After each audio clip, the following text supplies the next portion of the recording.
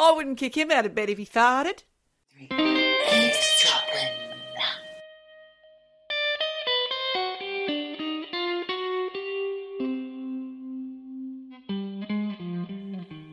Ooh, it's Michelle. Ooh, hark at you. Look at you. Oh my God. It is me. It's me. I'm looking very bright. You are bright. No one else can see but me because we are a podcast, listeners. That's right. You just get to hear us, not see us. We don't do video. Don't do it. Don't bother. Can't be fucked. Can't be fucked. I think if there was enough demand, we might video ourselves. Who knows? Well, guess what, Michelle? What? We did video ourselves, didn't we? Yeah, we did, actually. A couple of times, in fact. But first, let's introduce ourselves. Hello, listeners. You are an eavesdropper, and my name is Geordie. And I'm Michelle. This is Eavesdroppin, the comedy podcast. We talk about dark things. We talk about fun things. But we try to find the laughs in it. We like to look at life in a light-hearted way. Yes, we do. Even the dark shit. So yeah. That's what we do. Laughing at, but with, as I like to say. The thing is, it's never with, is it? It's always... Never laughing with you when you're the victim of some of the crimes that we talk about, yes. Yes, exactly. We do have empathy, though. We do have empathy. I'm a trained therapist. Yes, you are. You are a trained journalist. Yes, and together... we make a mighty team. We do. We make this podcast for you, dear listeners. You. Now, talking about filming, we can now talk about that once we've gotten the intros out of the way. We did a little video for Patreon this month. We talked about news. It was news dropping, as you love. Some of you love our news dropping episodes. Well, we did one over on Patreon, which unfortunately you do have to pay a little bit of money for. You don't have to all the time. You can just pop a little, like I say, a little coin in our slots, and we won't complain. You won't hear us say a word about it apart from thank you. And actually, we made someone's day, Michelle. No. Who? Oh, yeah. Well, it was Charlene Happy Chappy. Oh, wonderful. Yeah. Hi, Shazza. There are other listeners, and they do write in as well. But Charlene is particularly good at it. And I love this one because she said to us, thank goodness for the Patreon drop. I've had a super stressful morning. The kazoo interlude was super soothing. And after a little chitty-chatty between us, she then said, #emotional support podcast. Oh. You can see what I'm reaching for, can't you, Michelle? What do you read? Oh!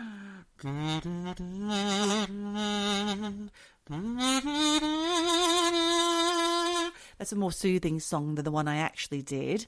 But that was for you, Charlene. I thought you were going to do Way Down Upon the Swanee River. I could imagine that on a kazoo. I really could. Well, not today. So also filmed was us last night. We sent a little film to another podcast, The Midlifers, because we're trying to sort something out. A little collab, as I get taken the piss out of for saying. I'm sure Amanda in Amandaland calls it collab. I don't want to say she's a fucking idiot, but... Never mind. Everyone else likes to call it a collab. Collab. It's a collab. Collab. It's a collab. It sounds like colomb.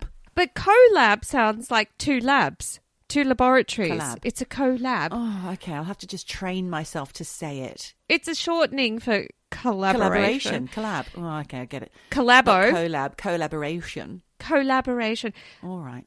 I think you can say it however you want. I mean, I remember there was a girl I worked with. She used to say ethereal. Ethereal. Instead of ethereal. Like ethereal. Ethereal. Or what about the real? Do you know what? Sometimes I have a problem with putting therapist in my title for the same kind of reason. Why? I'll leave it there. Now, moving forward, I'm going to say filming. Moving backwards, actually, because we were talking about filming. Now, Michelle and I got a little drunk last night. We had a few... Too many. Cheeky Vimtos on a night out in central London with some good friends. Actually, it was our show dumping partner in crime. Yes, we did. We're not doing a show dumping because we're all very busy. But once we become purely podcasters and not have to hustle basically at all, then you can have more show dumping. But for now, we've got Jay all to ourselves, and we had a drinky poo and a little song and a dance, and then we had a really long cab ride home and we did some videoing. You might get to see some on Patreon, but I would like to put the 27 seconds of whoops in here. Oh, my God. I would like to pop it in here so everyone can hear what that poor cab driver had to listen to for about 45 minutes to an hour. That poor bastard. And we don't know how it happened. No.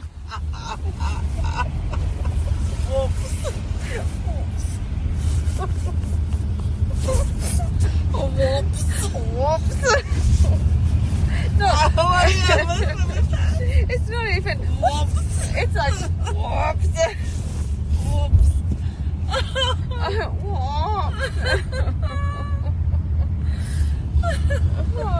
It's interesting, you know, what happens in the minds of middle-aged women after they've had a few drinks. You say few. I would say few too many. Yeah. There were a lot of drinks. There was some slurring. A lot of drinks. A lot of drinks. I'm and on the lot of slurring. grapefruit beer now as a hair of the dog. You are indeed. And I'd never even heard of it, but I tried it. I'm not a Nice. beer lover, but yeah, it was. Yeah, it was nice. good. It was nice. Yeah. Thumbs up. What else we got to say, Michelle? Have you watched any good television? Well, I did watch the first episode of The White Lotus. White Lotus, yeah. White Lotus. Did you know that H&M are doing a collab with White Lotus at the moment, and they're doing a whole range of outfits based on this season, which I think is set in, did you say it was Bali or Thailand? Thailand. Okay. Yes. A whole range of clothing, and it looks amazing, but it's all sold out online. Yeah, I bet it is, because actually I love to try and steal style if I see something good. And after that first episode, there were so many fantastic beach outfits that I went online, and a lot of them were not available, but you could find out that they were designer this, designer that. Yeah. But there was one particular dress. It's Michelle Monaghan in a black velvet dress. Ooh. It's an evening scene. Could not find that anywhere. If H&M were doing that motherfucker, I would buy the shit out of that. No, they're doing things like, what do you call them? Caftans. Yes. Yeah. Thank you. I thought that might be what they were doing. But honestly, it's beautiful. It's very bright. Oh. The fashion in The White Lotus this season it's colourful. Okay. It's bright. It's colourful. A bit like you right now. I know, I'm in orange. I'd say that's a tomato red. I would have said orange. I wouldn't have said red. Well, we beg to differ. Yes, you say tomato, I say orange red. So let's call the whole thing off. But yes, Fashion. White Lotus. Yeah. White Lotus was good. Okay. Parker Posey, horrendous in it already. No. She's great, but her character. The character, okay. Yeah, the character, awful already. Wonderful. Arnold Schwarzenegger's kid is in it. Quite handsome. Jen said, oh, he's all right. She wouldn't kick him out of bed if he farted? Did a Dutch oven. Did she say that? No! I wouldn't kick him out of bed if he farted. Can you imagine Jen saying, well, you know, if Arnie's son did a Dutch oven, I wouldn't kick him out of bed. Jesus Christ, Jen. TMI. She likes him young. Poor Jen, she didn't even say it. No, she did. Well, she did say that he was handsome. He's all right. Yeah, Easy on the eye. Nice. A friend of mine, Pat, she likes a young person, a young man at the moment. He's called Brandon Bloom or Blocks or something. I've got the whole thing wrong. Fucking hell. He sings a song that we danced to in our aqua aerobics class. Okay, what's the song? There's some shouting. Oh, God, I can't remember. This story's really great, Geordie. It's a great story. On. He's very good looking. He looks like Aaron Taylor-Johnson crossed with Chalamet, that kind of, you know, like a pencil moustache and a bit of a mullet. And he wears like a unitard.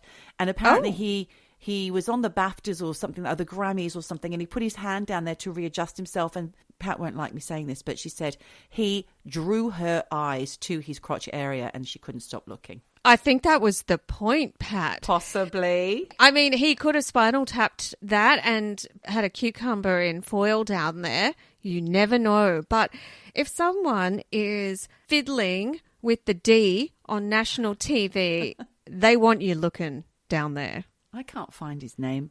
I've got nothing much to go on. I've seen a picture, though. He's attractive, but he is like 22. And? Or something. Oh, God, Michelle. Young boys are my weakness.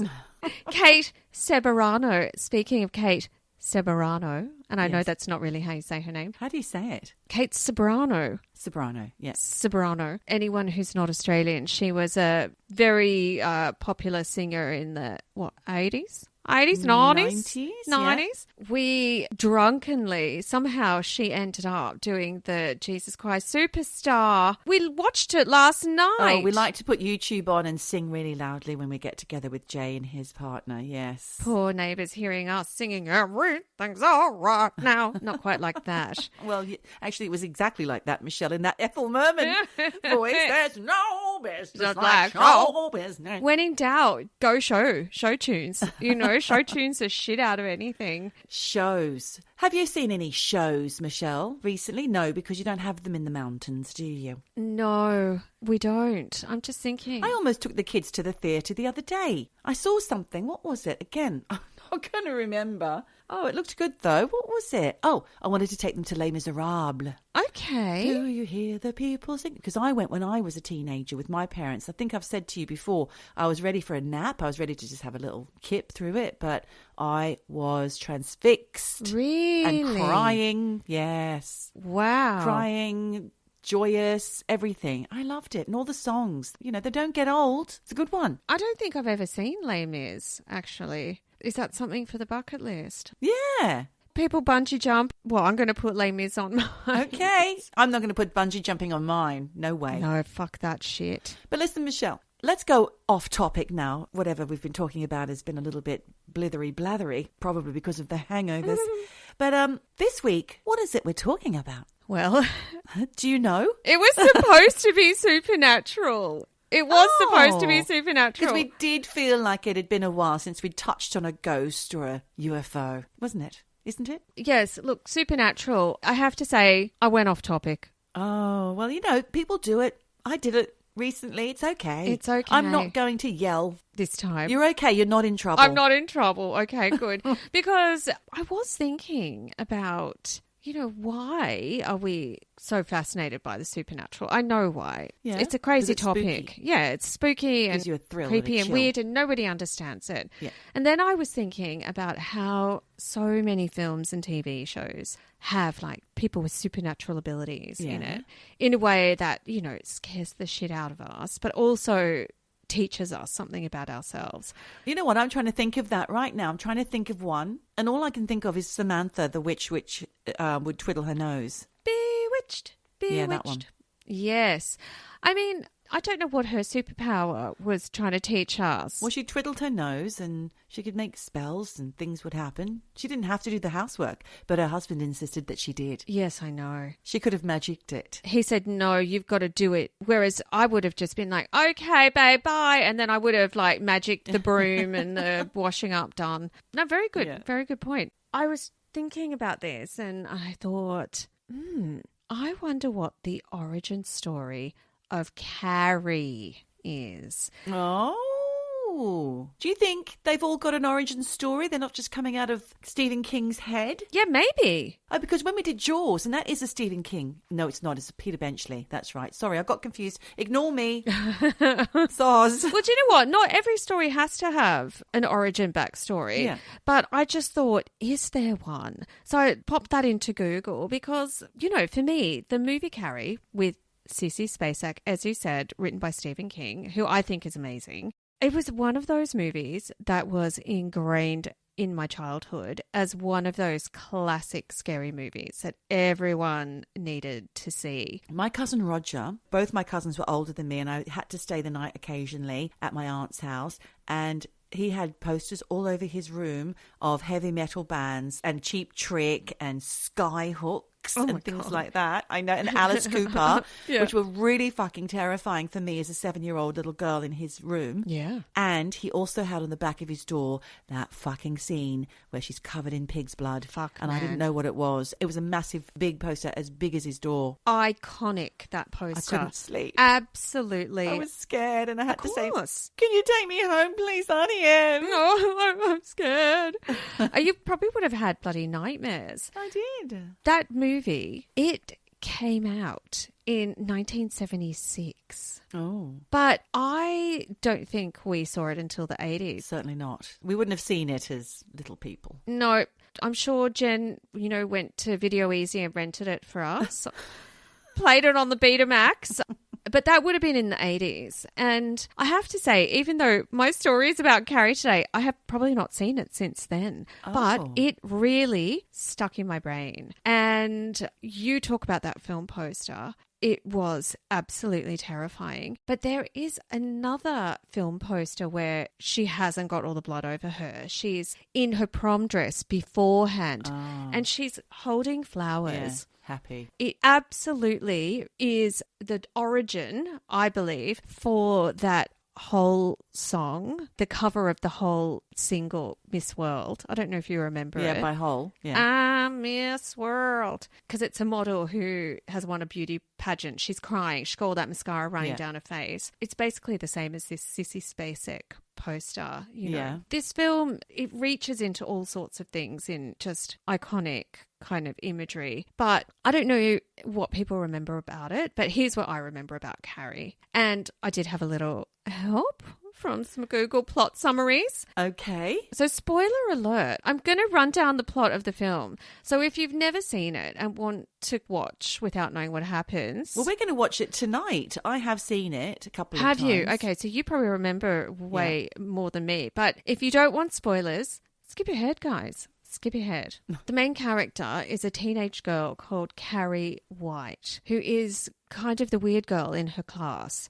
She's shy, she wears unfashionable clothes, she's socially awkward. She has this very deeply religious and abusive mother. So this girl is fucked up. But more than that, she is bullied mercilessly at school. What the other girls at school don't know about Carrie is that she has telekinesis, which means she can move objects using... With her mind. Exactly. The film opens up with that iconic scene of Carrie getting her rags in the shower room at school. And because her mother is a religious freak and has not told Carrie about her body or that it's natural for women to get periods, she doesn't know what the hell this blood from between her legs is. She does not know what's happening to her. So sad. She freaks out in front of all the other naked girls in the shower scene who just fucking bully her. I know, they're horrible. They're throwing pads at her. It's fucking brutal. But it is this trauma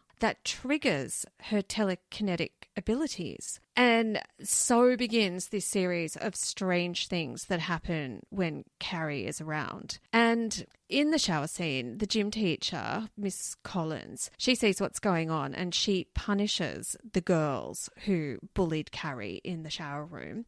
But one of the girls, the hot bitchy girl, she's like, I'm not having this. And she creates this kind of cruel prank to play out against Carrie as a punishment. But there is one of the cool girls, Sue Snell, great name. Is that her name, Sue Snell? Sue Snell, who actually feels bad for what they did to Carrie in the showers. And she persuades her boyfriend, Tommy Ross, who is the hot guy in the class, to take Carrie to the prom instead of her as kind of an act of kindness. And Carrie is like, yep, reluctantly, she says she'll go to the prom with Tommy. You really are telling us everything that happens in the film, aren't you? I did. I said I'm going to give you a plot rundown, really, because honestly, I wish I'd done film studies. There's so much in this film, but the mum obviously doesn't want Carrie to go because she's a religious freak. No. It's a sin. Don't go. Yes. But in the film, you really want Carrie to have this moment where she feels accepted by her classmates. So you're rooting for her to have this happy ending, even though you kind of know it's not going to happen. So, because you've seen the poster on the back of your cousin's door. And you've had nightmares about it ever since. Carrie goes to the prom. She makes this homemade slip dress, curls her hair, looks like that beauty pageant. Yeah. She looks gorgeous. And for a moment, she kind of does have the life she's always dreamed of. And she gets crowned prom queen. But, of course, this is a Stephen King novel turned movie. So the horror is coming. And the joy is short-lived as the bitch girl puts this horrible prank into play. And as you said, they rig up this bucket of pig's blood, which ends up all over Carrie's head. And that image is iconic. She's totally humiliated. That trauma triggers this telekinetic rage, and she unleashes her power to like absolute like devastation. I'm not going to tell you what happens because if we do watch it, yes. Yeah. And there's a surprise end scene as well, which always freaks everybody out. Well, that was the thing, because I was going to say there are iconic lines and scenes from this book that have stood the test of... Dirty pillows. The dirty pillows, really? You know, I work in an interiors place. Well, we had to sort out all the cushions and I wrote to my colleague, I said, I can't remember what my email said, but it said dirty pillows. In the title, but because he's only 25, he didn't get it. And you were there chuckling away. So for our younger listeners, if you're there thinking, what's so funny about dirty pillows? Dirty pillows. Watch the films. Not that you need to now because Michelle's just told you everything about it. Exactly. But she's left out some really good bits that you need to see. I mean, it is tits, basically. Dirty pillows are tits. There's also, when my sister and I watched this back in the day, there was that line. Carrie's mum, Piper Laurie, she has the best lines in the film, you know, like you said, dirty pillows. There's this one line, they're all going to laugh at you. They're all going to laugh at you, which my sister and I said that for years afterwards. They're all going to laugh at you. And like you said, and maybe I won't talk about it, the last scene is absolutely haunting. But it is a classic horror film. And there is so much to unpack in this film because it deals with stuff like the effects of institutional bullying on people, family psychological abuse, religious repression, and then puberty. There's a lot of themes. Puberty, and the social stigma at the time around women's periods. And it's 1976 when this came out. People didn't really talk about periods. For a man to write that, I think was quite shocking. And of course, there's the supernatural.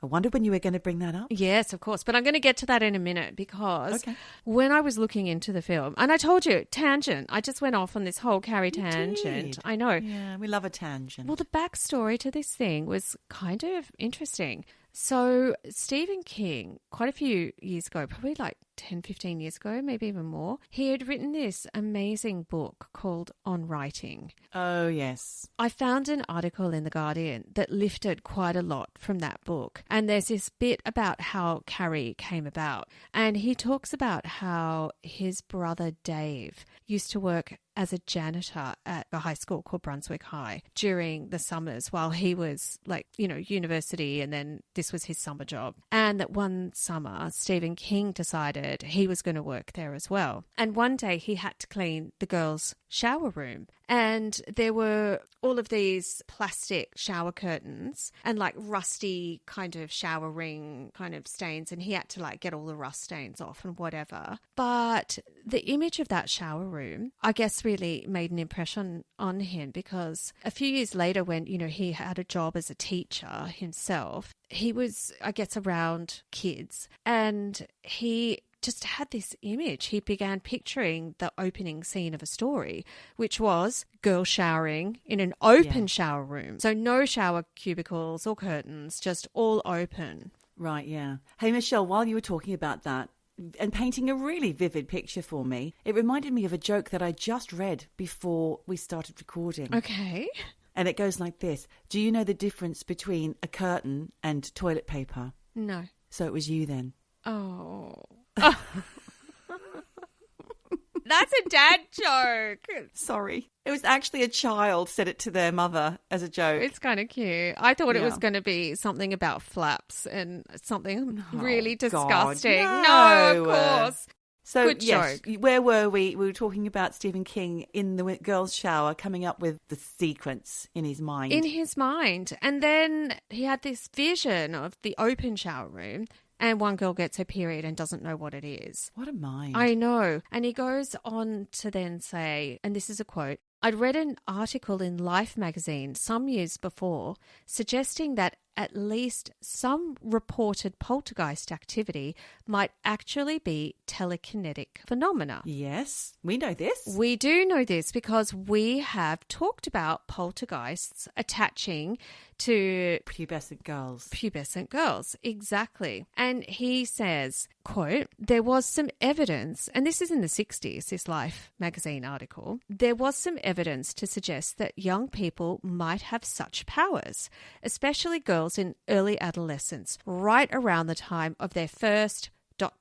Pow! Two unrelated ideas, adolescent cruelty and telekinesis, came together, and I had an idea, he said. He then goes on to talk about how the memory of two girls he'd gone to school with, who were both now dead, and at this point, he's like 24 or 25. So these two girls have already died. Oh my goodness. I don't know how. He says the memory of these two girls came to him, and in the book, to protect their identities, he calls them Tina White and Sandra Irving. And he says of Tina, quote, there is a goat in every class, the kid who is always left without a chair in musical chairs, the one who winds up wearing the kick me hard sign, the one who stands at the end of the pecking order. This was Tina.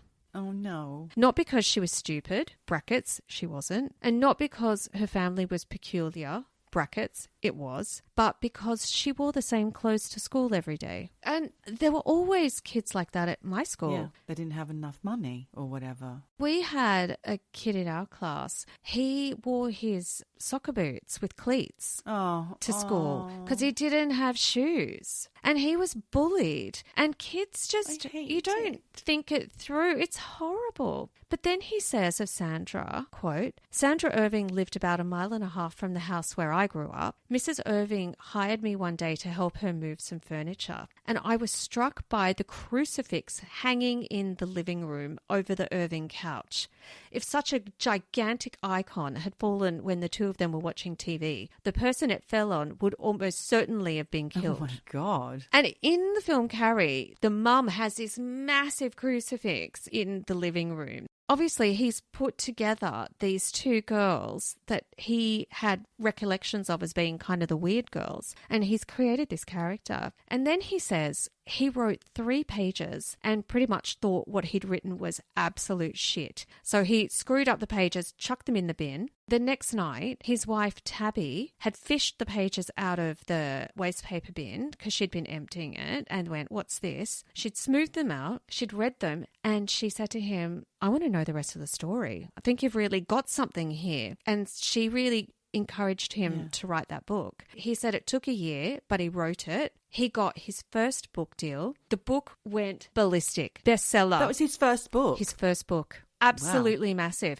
It launched his career, changed his life. And then there were obviously the film rights, and of course the original Carrie was made and released, and he went on to have so many books and films. You know, it's amazing. He is one of the most loved horror writers in the world. But like I said to you before, what brought me to Carrie was the whole supernatural part of the film, the telekinesis. Yes. And so I just did a little shallow dive into, what we have talked about before, whether there was anything in this whole telekinesis at puberty thing. I mean, they've been films like Poltergeist is all about a poltergeist attaching to a teenage girl, like Enfield Haunting is like that as well.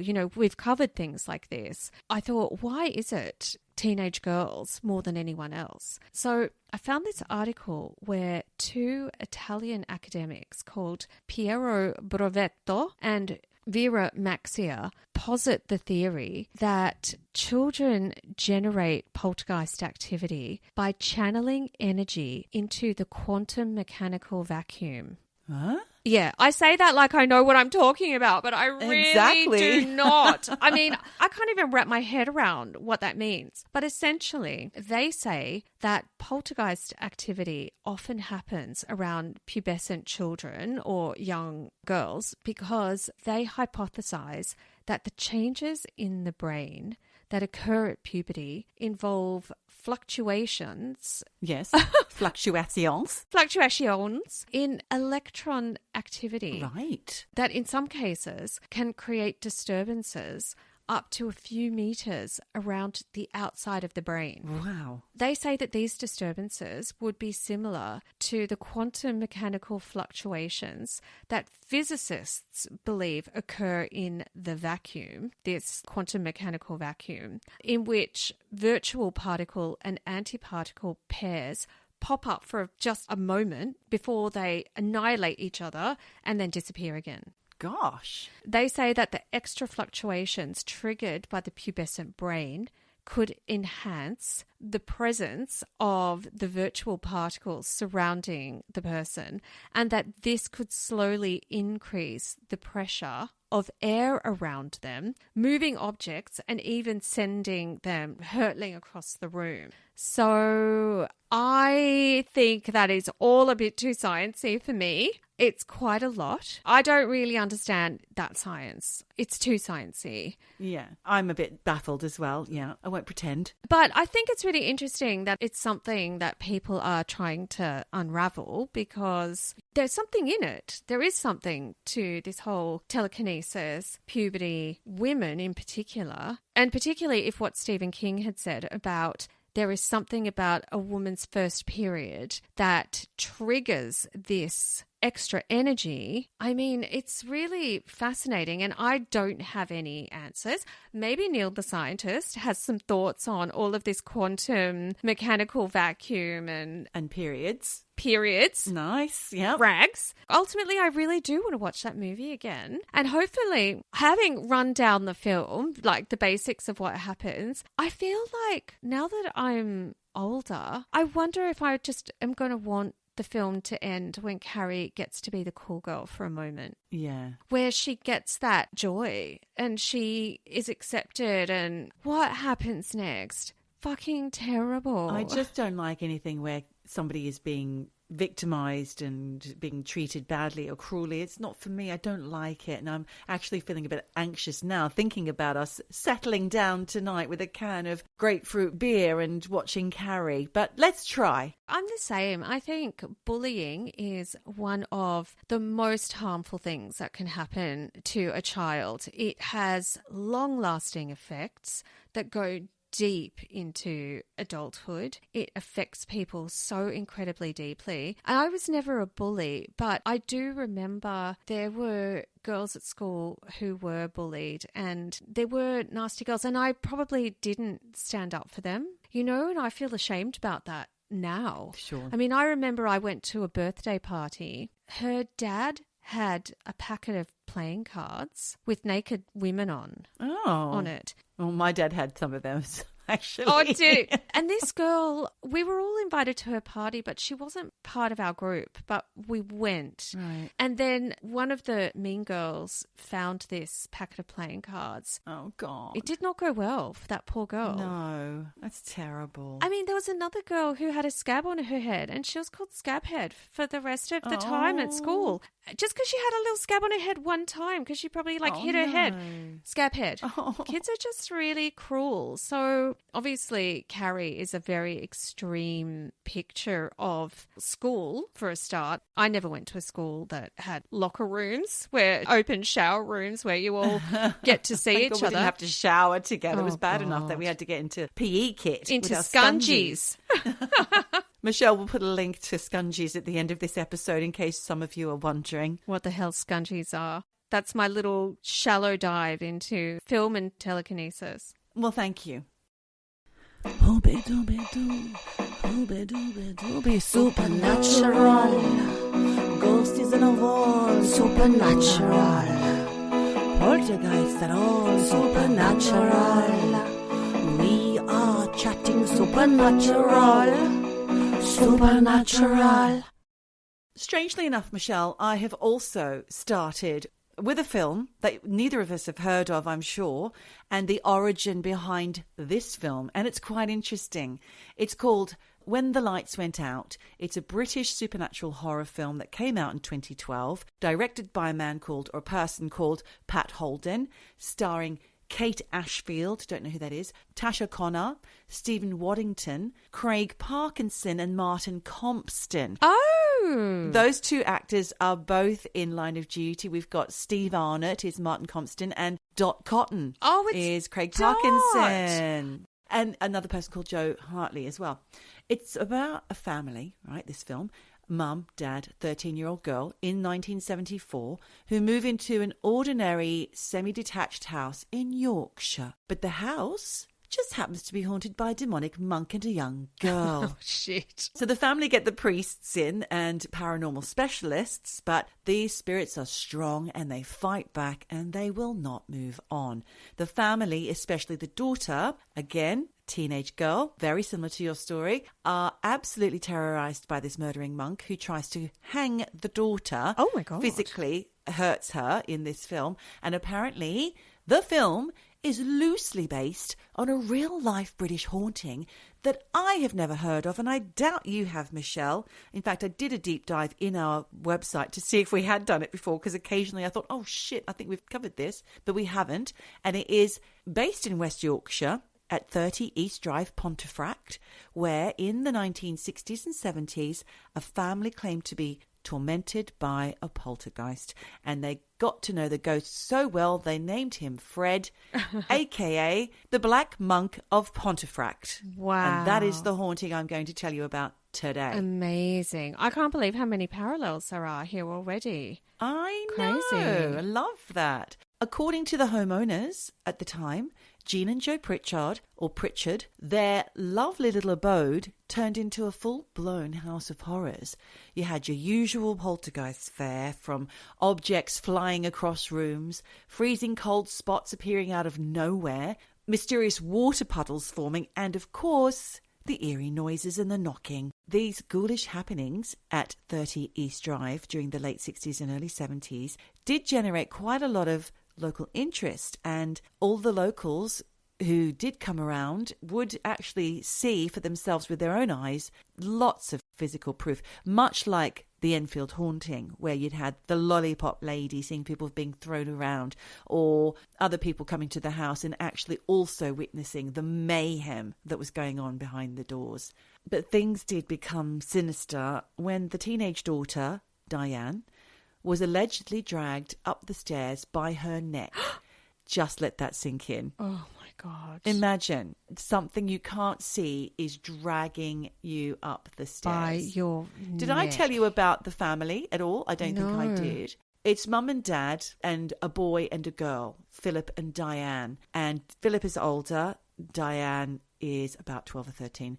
And mum and dad are Jean and Joe. Yeah, Philip's 15. Diane was 12 when she moved into 30 East Drive in August 1966. It was when they moved in. So for years, the hauntings at 30 East Drive were mostly local legend. And actually, when I looked back in the internet trying to look for newspaper stories, I didn't find very many. But in 1981, a paranormal writer called Colin Wilson got wind of it, and he became interested because he had already an interest in the Cluniac monks of Pontefract, which were an order of monks who were around in the 16th century.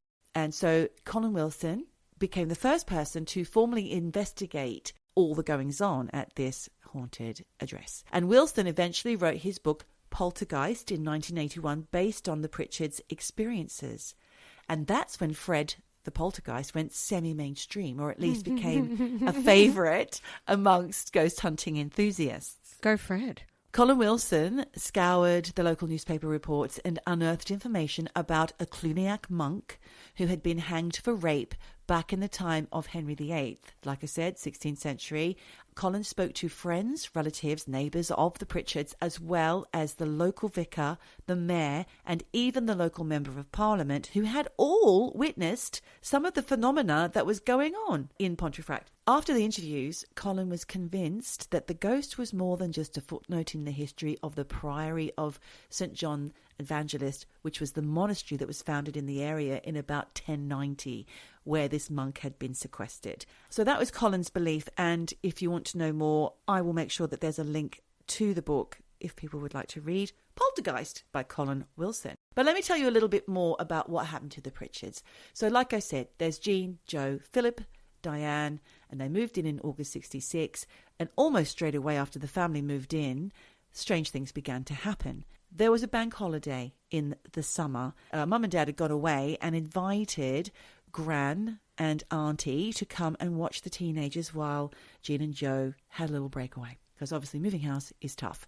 And that weekend, Philip and his Gran witnessed something utterly bizarre. And this is the first kind of thing that happened to the family. They saw a fine layer of chalk-like dust begin falling, not from the ceiling, but from thin air at head height. Okay. Just dust. Out of nowhere. It's weird. Just materializing. Out of nowhere. Like dusty snow. Exactly. Yeah. I mean, they kind of scratched their heads a bit, but then they tried to clean it up before Jean and Joe came home from the holiday. But then Philip's aunt went into the kitchen for some cleaning supplies and slipped in a mysterious pool of water that had appeared out of nowhere. And as fast as she could mop it up, more puddles kept forming right in front of her and Philip's eyes. Shit. And this was just the start, because over the next few years, the family would experience a relentless string of bizarre and at times strangely amusing paranormal activity. Okay. Like they had green foam oozing from taps and toilets, even when the water was turned off. There was a tea dispenser, and I'm not quite sure what this was, but it inexplicably dumped its entire contents of dry tea onto the kitchen counter. Oh. Lights flicked on and off. Plants would just launch themselves out of their pots. Oh, my and land God. dramatically on the stairs. Now, that is weird. Flinging out of their own pots. Cupboards would rattle violently. Photographs were slashed as if by an invisible knife. I don't like that one very much. That's Wouldn't creepy. like to see that, would you? And objects, sometimes small, sometimes as big as a solid oak sideboard, levitated and would be hurled across rooms. Really, it's giving me Enfield haunting vibes. Yeah, 100%. So the local press did get a hold of this story in 1968, and they gave the poltergeist a name before the family began calling him Fred. Everybody else kind of called him Mr. Nobody. Oh, God, just saying that in this empty room is just giving me the creeps. But you know what? That's really funny because in my house when I was growing up, whenever anyone didn't own up to somebody, my mum would say, oh, right, so Mr. Nobody did it. Oh, God, it's making me feel so scared, Michelle. I Oh, want to look no. behind me. Oh, Don't no. say Mr. Nobody. I don't know why it's making me freak out. Mr. Nobody. Stop it. God, I hope no one's listening to this at night. Nobody. But anyway, the family called him Fred, and as cute as Fred sounds, he was no polite house guest, Michelle. So they got the exorcists in, as I explained. But that only made things worse. Holy water would ooze out of the walls while the exorcisms were going on. People were being shoved downstairs and be slapped out of nowhere. At one point, the family were singing Onward Christian Soldiers as part of a kind of ritual to banish Fred. But he had the audacity to join in. And not just join in, he basically conducted the song with disembodied hands wearing massive fur gloves. Oh, my God. I thought you... Can you imagine That that? just sounds like Puss in Boots, but hands out of nowhere. I thought you were going to say he started chiming in and doing harmonies. That was, I don't know.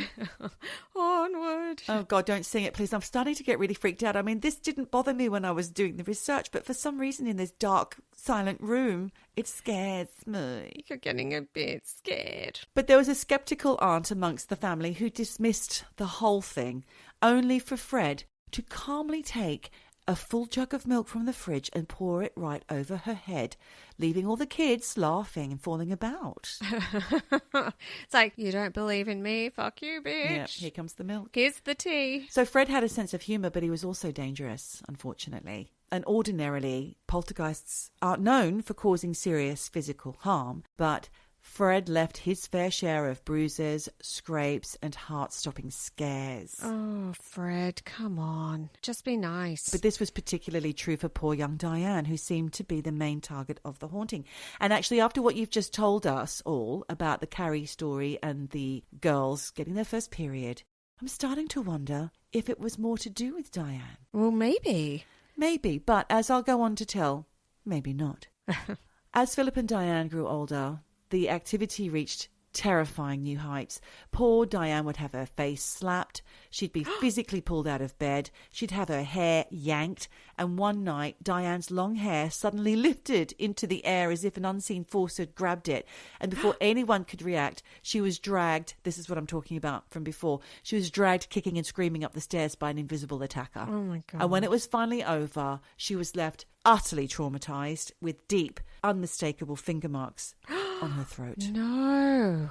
Oh, God, I thought you were going to say he cut her hair off as well. No. That's evidence. So Fred had gone from mischievous trickster to something way more sinister. So the name Black Monk was bestowed upon not Fred as much as another apparition which was seen wearing long black robes. Oh. While the hauntings were happening. Okay. Basically, the family had enough of all this bullshit. By the mid-70s, they moved out. Okay. But the producer of the film, when the lights went out, Bill Bungay later found the house for sale after he'd made the film at a bargain basement price, and he thought it would be really cute to have the film's premiere there. So he did. And weird shit happened. No. So now he's offering it for ghost tours through the company Haunted Happenings, which I will send a link to you. Great. To have his. If anybody wants to go and stay at 30 East Drive, they can. Do you know what? There's a lot of people out there who would love a ghost experience. Absolutely. I've never even heard of this place, so very interesting. Well, here are a few witness accounts from the website Haunted Happenings. Glowing ball of blue light in corridor, seen from the window several times. On one occasion, police were called. That was a neighbour. Tall shadow of a man walked from the kitchen into the wall. That was a visitor. Another visitor wrote this kind of witness account. Vase thrown violently at guests as they arrived. Another one. Circle drawn on back by a finger. Oh, God. I'm freaking out again. In the middle of the night. Oh, my God. It scares me. I don't want anyone to draw a circle on my back.